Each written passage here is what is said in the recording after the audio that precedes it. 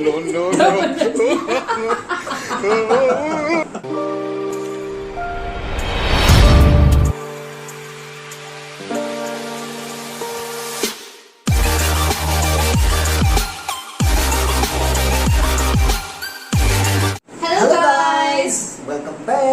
back, ma'am. Ang na taram nokchari. Thank you, ma'am na mamagi video da yam na support to mi da magda.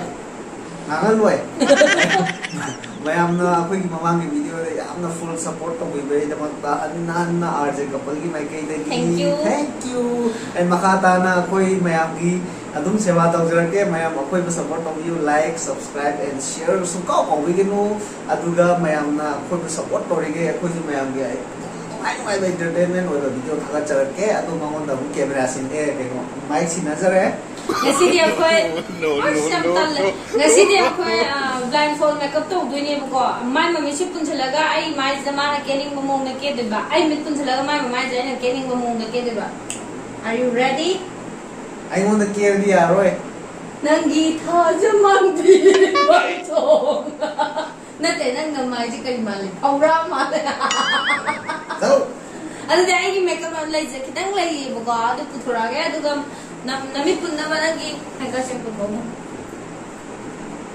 मैं हम नसी दिमा हमें मालेंगे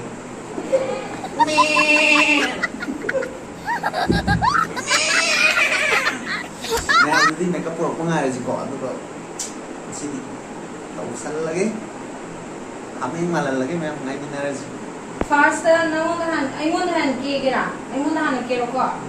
Do the next, and I want to get it. Seren by Seren, you know, more than a year ago.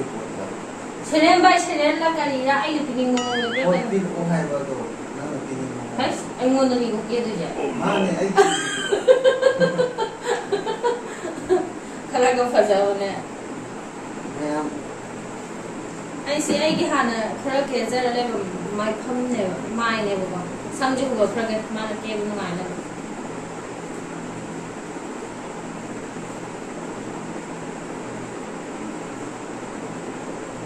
Erba Chicano Chicano No.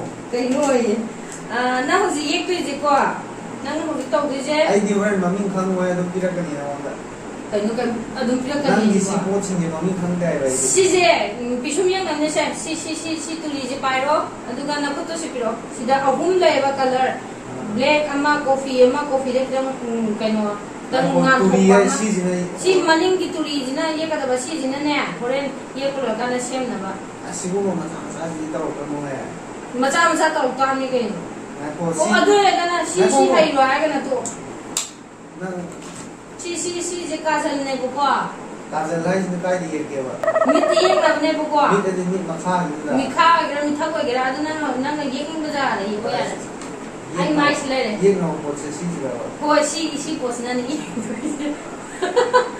isum de ke mit ta thinjala ka ni ko mo adu ni ai ye mit usali na tro mi thale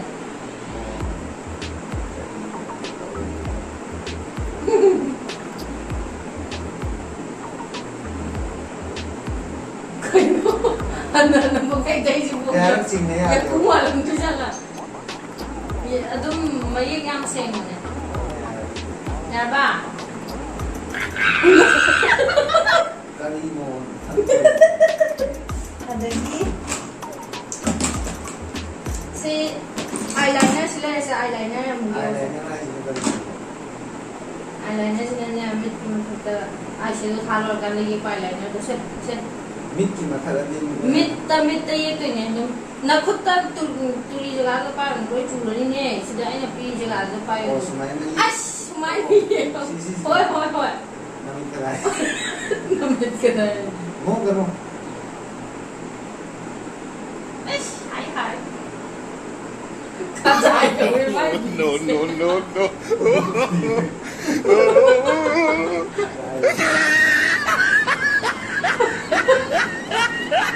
nó đâu là mình phiền đi mit wi thale làm gì go ya kaza ba male adagi eyeshadow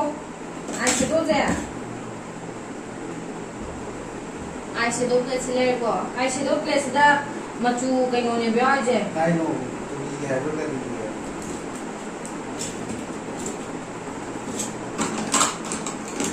시즌에 타러 시기 스마일을 내주러 스마일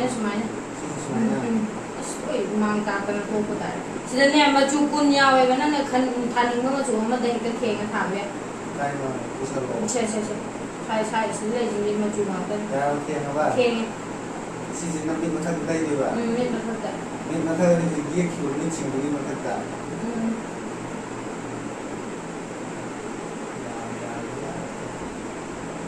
bukan tahu sih kalau lu kayak deh. Nang theng itu dan theng wa. Kayak semua kan. Si jalan kok.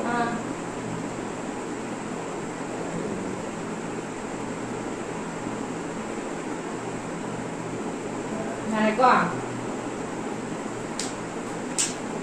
Lagi. Kan lepai ko hilu ko ngam ni ko. Chandon ji juga cuma chandon punya lah chandon dia we hello turi sila ya chandon apa chandon sebut tahu chandon ni kalau ai tahu kan itu kan chandon ni turi sila ko no tahu tengah tu sih hian ji na bai kang na ni se tahu chandon ni karam saya tu sumaina nak put dah ya chandon ada yang manaก็จริงๆตัวนั้นโรซี่สินะจริงๆแล้วถึงจะจันทร์ได้นะพูดนะตัวได้นะสินะตัวนี้ตัวนั้นนั่งไปตัวก็อินุมาฆ่าได้เอาเลยดูบ่เดี๋ยวไล่บอกพูดดีเดี๋ยวจะมาไอ้ไปตัวโรนังดีทงประคำพอดีกันสิใช่เทงให้ด้วยกันเหมือนอาสผมดูวิใครก็ใจดีพลังพลังงานตรงไหนโยกันหนูใครเนาะอย่าอะไรกันหรอเด็กกี้ลิปสติกเชฟ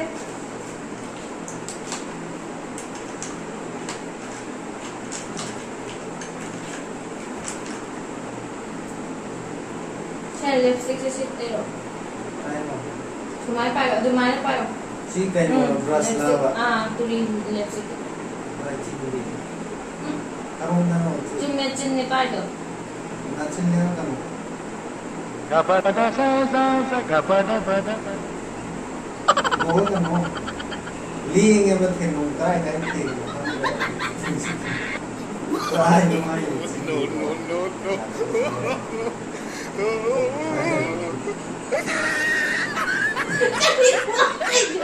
Padahal iyo.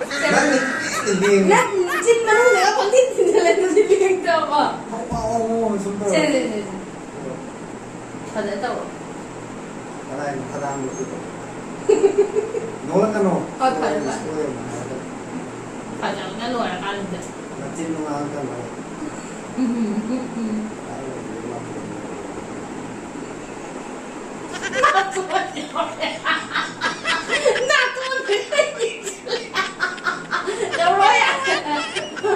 Nuo cái này là nuo thì phải đông sầu là cái gì nó chính cũng rất là cái nút tàu đi cái dòng thì thế này thì nó mà nó chính là cái nút tàu यार से गुलाबी और money वैसे लगे powder था लगे ना powder की कटाई का जवाब जैसे आई दी था दे पानी apa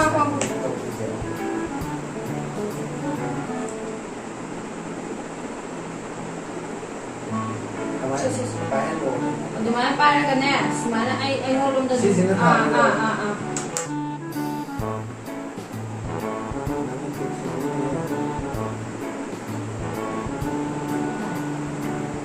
Candon di powder thar pun tinggal umat tu.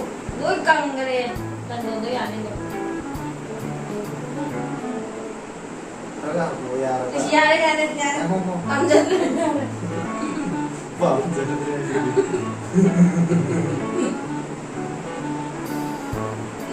ꯌꯥꯔꯦꯅꯦ ꯐꯖꯔꯦꯅꯦ ꯐꯖꯕꯗ ꯌꯥꯔꯦꯅꯦ ꯃꯥ ꯌꯥꯝꯅ ꯍꯥꯏꯗꯤ ꯐꯖꯅ ꯀꯦꯕ ꯃꯤꯗꯨꯅꯀꯣ ꯐꯖꯗꯅ ꯀꯦꯕ ꯃꯤꯗꯨꯗ ꯄꯅꯤꯁꯃꯦꯟ ꯇꯧꯅꯕꯤ ꯌꯥꯕ꯭ꯔꯥꯀꯣ ꯌꯥꯏꯀꯣ ꯑꯗꯨꯗꯤ ꯔꯦꯗꯤ 1 2 3 ꯅꯪꯅ ꯀꯦꯖꯔꯤꯕ ꯄꯣꯠꯁꯤ ꯌꯦꯡꯖꯔꯣ ꯅꯪ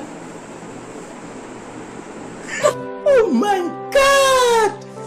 Wow! ꯆꯪꯖ ꯃꯣꯟꯇ ꯀꯩꯅꯣ 나도는 안되는 말을 찍대 전두환까지 얼마 밑까지 말피야마 하이 하이 야 아이 못 깨비라게 아이 못 깨비라게 아이 분명 아이 이제 로이다 아이 못 따라게 꺼 Toro 네 정말 해봐요 Kanino pito siya kasi ano na ayaw 비슈미행 나도 필요 Kanino pisungin na ba? 비슈미행 나도 아마 kano 비슈미행 나도 플레트 amna ngani kano ahum yaw ba ma amuba machu ahum yaw amuba machu nga coffee machu nga coffee da tan light ba nga sa karaino Nupili rum hai ni dai black to karaino Black at black Sisa? Ate Sisa? namai ko la ko sila may yang kan sing kan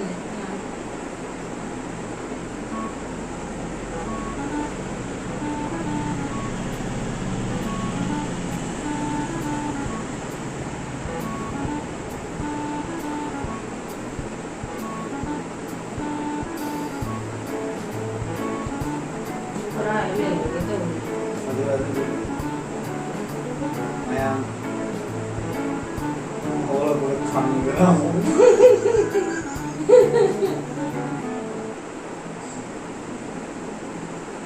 비숑이 안 짜오이구나 비숑제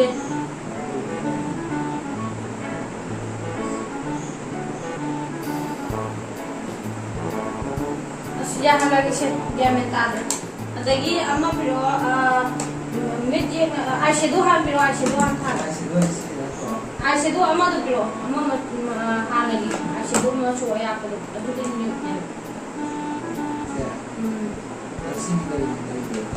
yare dum turi to ai tunan de jara kale lagi eyeshadow ni khendu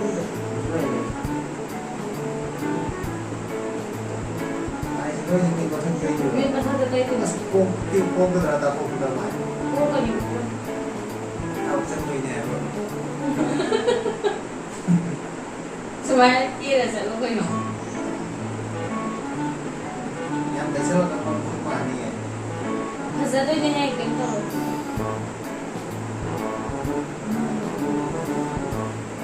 slow try Ano lang yun eh नमी तो पान करो mummy खा खा खा के काले रही नमी तो Kanino chinero di ko eh काले नहीं नमी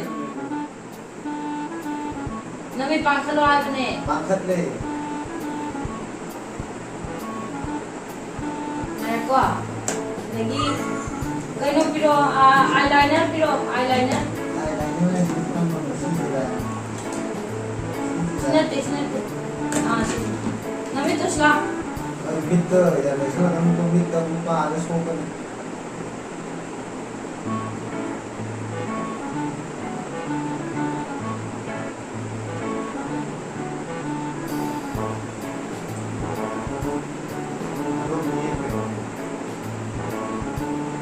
내가 지금 그거는 그저 May siya na rin mo Hindi ko nung kang nangyayang eyeliner 제너래 May kita wala 아 얘기는 너무 지고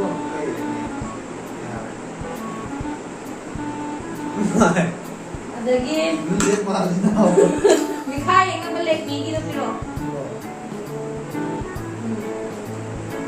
I-build ko mo yan ya ada sila ko jalan dia di stasiun na tahu kau kalian nang mikha do ini ko jalan mat belum ngerti Ito sila kali ko Si Maita Kung jangan mau itu kan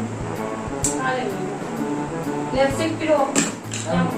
Yang kana ye piro lepstick ame te piro. Ang nene ame. Tôi tả rồi. Mình sẽ đi. Ama piro.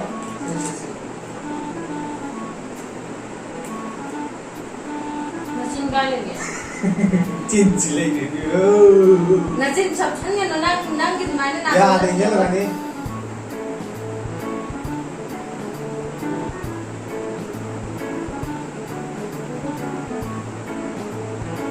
Nasin chau me he. Jadi jauh mà. Chau man le ba. À, tôi xin một giá tôi Wa nga ka no.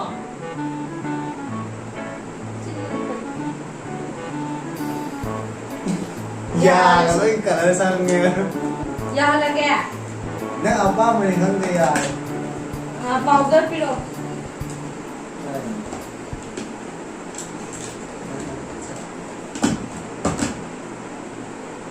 Karai no. ai cua hàng Ya ni to ge ne. Karai pap ti ga. pop ai mình ô xí rồi xe sân lượng pop ai dia campur kurai rồi Nama ye piro. lele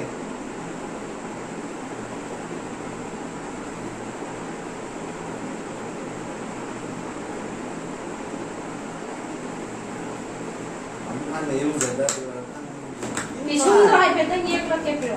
Bisum do yam jam ma ne khang. ya đấy cũng Nang bisum do chao bo ni na kem ka pa xin ja. là yên Piro ya.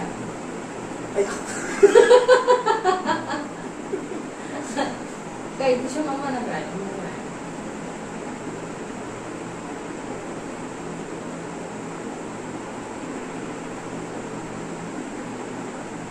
Ya ba. em mai bia mà à xin ngay đấy đó Đâu thô kìa. Đâu thô kìa. đóng thuốc ready one two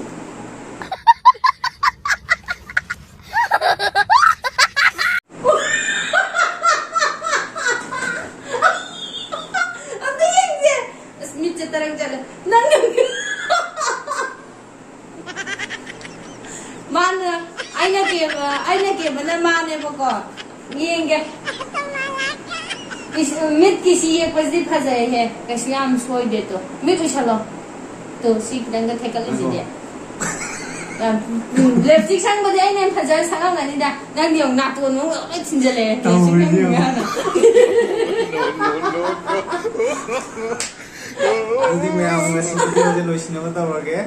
Ang sabi, ya to ya, saan nga yarak to? ay nato na.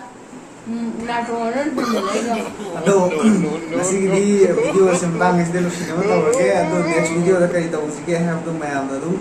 Kaya na tawag Nasag to. Ay, yam to na tawag, itan na inatrya mo yan. Ado, mayam video kasi kaya na tawag eh.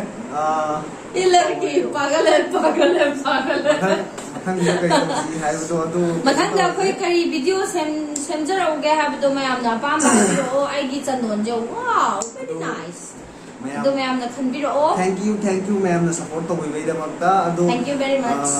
ma'am na dum support to bina ba hanna haijari subscribe to biyo ano ba jang page na wai tandi comment to biro najagda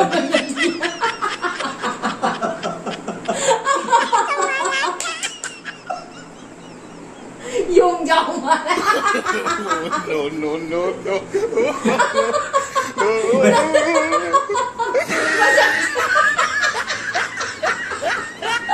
Mungkin siapa ini? Bakit